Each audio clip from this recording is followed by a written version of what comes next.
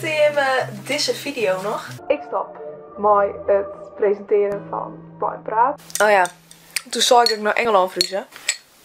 Maar dat wie vanzelfs helemaal net zo. Maar deze keer maak je geen grapje. Ik ging echt voort. En waar ging ik dan heen en vreeg die vast al? Ik zil naar Curaçao. Ik zil vanaf begin februari tot mei, min april, naar Curaçao. En hoe en wat precies volgt al je net wel. Maar het is eerst even goed tarieren. En hoe doe je dat?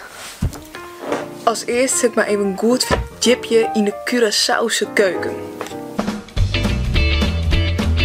Nou, ik heb hier een onderzoekje even die naar typisch eten uit Curaçao. En blijkbaar is dat Agua di Lamunchi, Curaçaose limoendrank en pasteichi.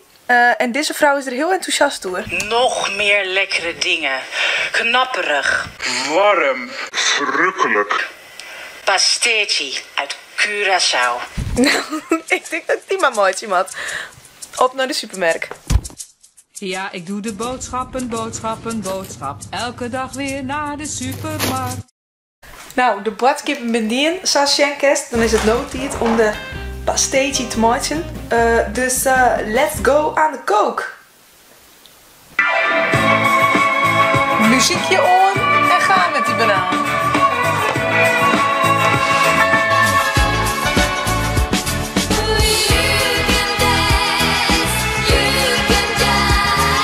Oké, de pasteichi vulling is klaar. En is het noodtijd om het pasteichi deeg te maken.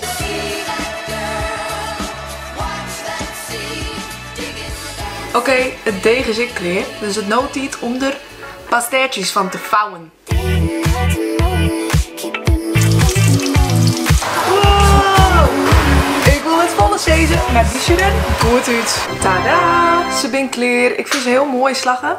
Alleen stiet het je nog wel helemaal blauw van de rook. En dan is het noodtijd om het Curaçaose drankje te maken. Hoe heet dat ook weer? Agua di Lamunchi.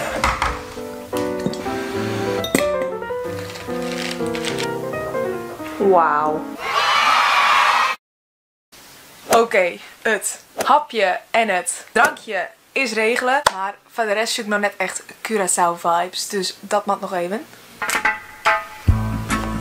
Nou, als dit je vakantiesfeertje is, dan weet ik het ik net meer.